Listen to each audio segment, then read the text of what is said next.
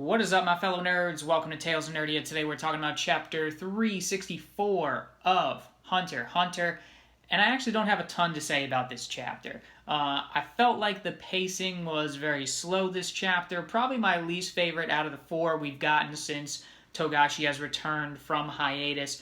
So you probably saw by the length of the video that I don't have much to say about it. And you're probably also wondering why this is coming out later. Well, life got in the way this weekend. But because I'm not providing you with a lot of content, I asked my twin brother, who has his own channel called Easy Peasy Cosplay, if he could help me out, if he could provide something special for you guys. If you enjoy this clip I'm going to show you, check out his channel, Easy Peasy Cosplay. I'll leave a link in the description below, but let's take a look at that real quick.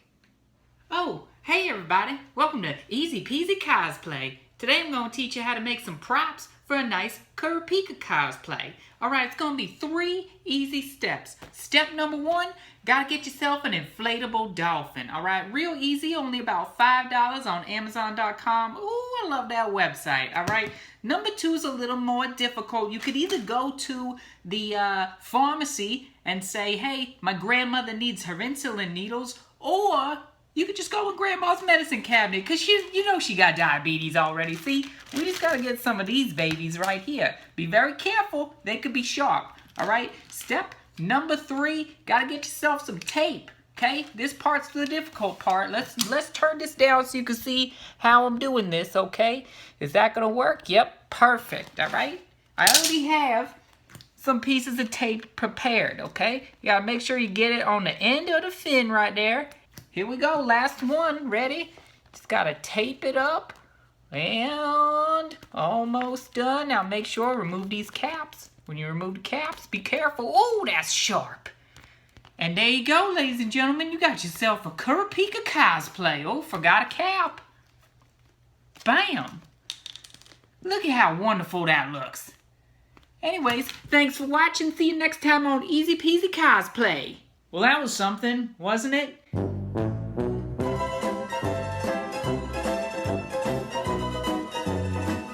So there's really only 2 things that I believe warrant discussion in this chapter, and that is learning more about Kurapika's abilities, and then the very end of the chapter.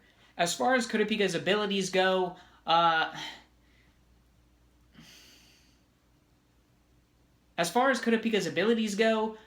he can give a power to someone else.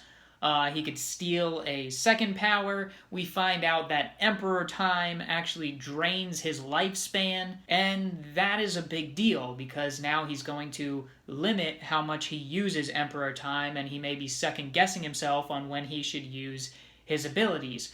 A lot of people have said, Kurapika he's OP, he's too powerful, especially when this new steel chain was revealed a few chapters ago. So this is kind of his way of being nerfed. And he could still use it plenty in this arc, he's a young guy. If he did happen to use it for 24 hours and cut 10 years off his life, if he was going to live till he was 80, okay, now he's only going to live till he's 70, so it doesn't cause any immediate danger. So in that sense, I could see maybe there will be a few people who still feel that he's OP, but I don't really think that. I think this will make him second-guess himself or limit how much he's going to use this ability. But the one thing that upset me about this ability is when he does use Steel Chain to give Lady Oito the power that he got from Sayard. Viz translated that differently, even though the katakana for his name, whatever. We'll go with Sayard. So he gives Sayard's ability to Lady Oito, and then when a Dolphin-san appears, he talks to Lady Oito and says, only you and Kurapika can see me. And that's where I have a problem, because it is breaking the rules of Nen. So I'm assuming that the Dolphin isn't saying, only you and Kurapika can see me because no one is currently using Gyo. That's my big problem. If you're using Gyo, you should be able to see this Nen. So at this point, Kurapika's ability is breaking the pre-established rules that using in on an ability, so for instance when Kurapika uses in on his chains, You can't see them unless you're using Gyo. And that is how he trapped Uvo. But this dolphin is saying that nobody can see him no matter what. And I'm not okay with that. And this bodyguard, Vincent, we find out his name at the end was Vincent, this special troop, I'm sure that he was using Gyo because he was confused. He wasn't 100% sure if Kurapika was attacking the queen. So he definitely had to use Gyo. We know he uses Nen, so I don't think that there's any confusion there. I think that Kurapika's ability is breaking the rules of Nen right now because people cannot see it, even when using Gyo. So that's enough about that. I guess I lied. I guess I do have some input on this chapter. So I'm a bit frustrated in that sense. I think that Togashi is overcomplicating Kurapika's ability here, when it was simply he could steal an ability and hold it within the syringe and then summon the dolphin and stuff. Like, I did criticize that a little bit, but just for the look of it. I just thought it looked silly, and I thought the ability was cool. And now that he can give an ability to someone, I'm okay with that. But then he went one step further, and now people can't see Dolphin-san at all, which was just perfect for this specific situation, because it just led to the special troop Vincent. It just led to his confusion, which made him drop his guard. Bill gets in there. Shout out to Bill, by the way. I have a feeling that we're gonna get maybe a little development on him. He's probably up for the chopping block, not gonna lie.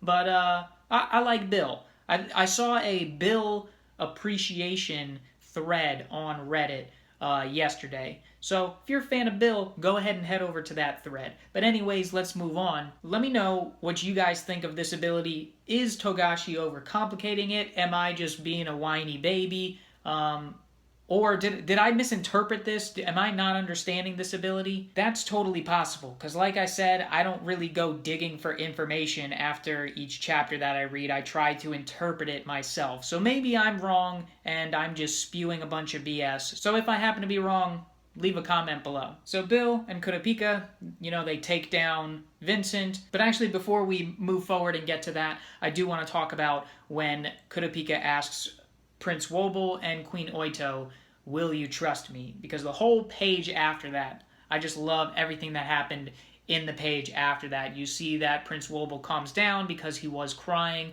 when that special troop Vincent came in, but now he is calmed down.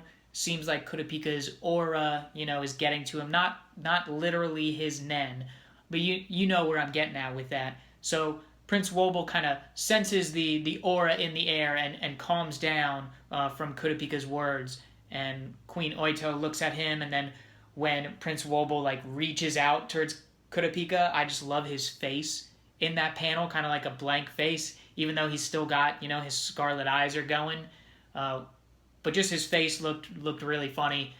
And then Queen Oito just declares, yes, I will trust you, which was awesome. Loved that panel. Or not panel, I loved that whole page. Also, I was discussing with someone in the comments of one of my previous videos about Kurapika placing contacts in after dismissing Dolphin-san when he first used the ability. And I said I thought he was just kind of, doing being annoyed and saying, oh, just leave me alone, go on standby. But it seems like he was actually putting in his contacts, because you see him right before he turns around and asks Prince Wobble and Queen Oito, are you going to trust me? Right before he does that, he takes out his contacts again.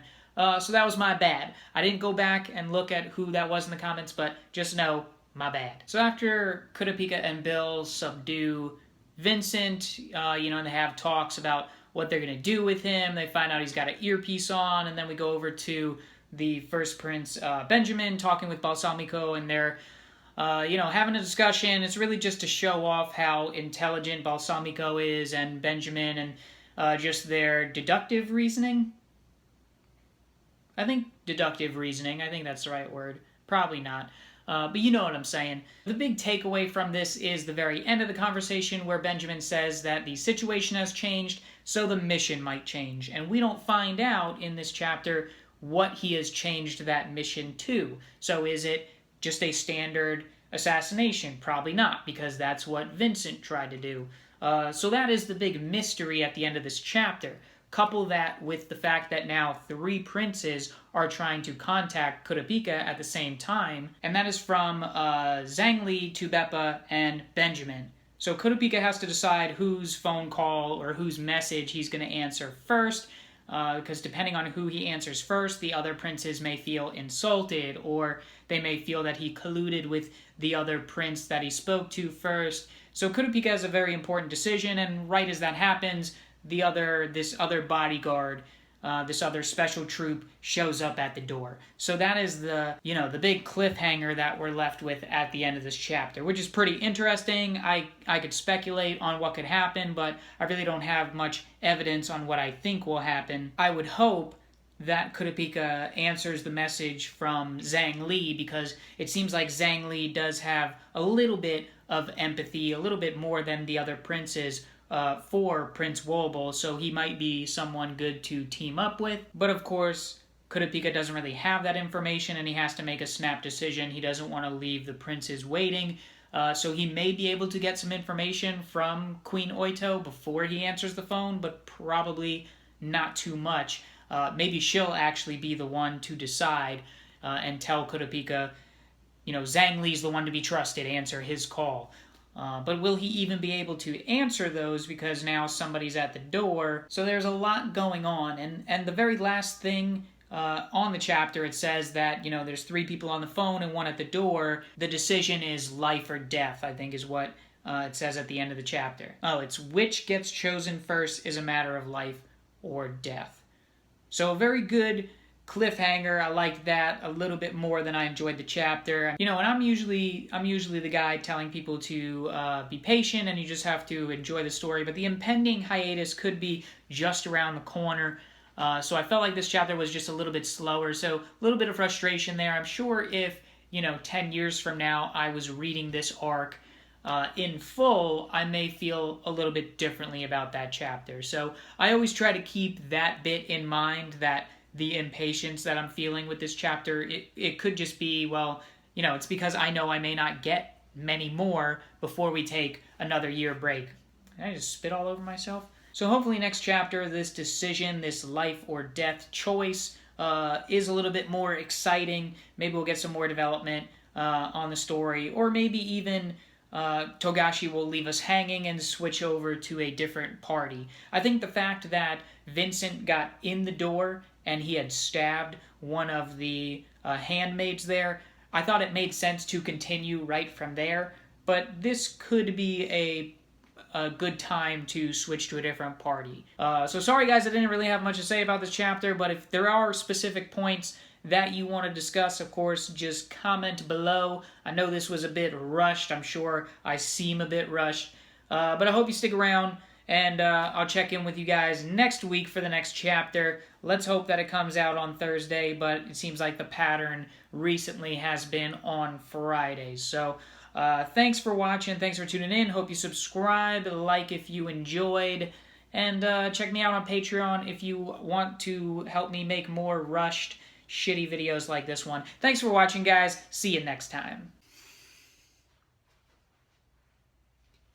Oh, hey, everybody. Welcome to Easy Peasy Cosplay. Today I'm going to teach you how to...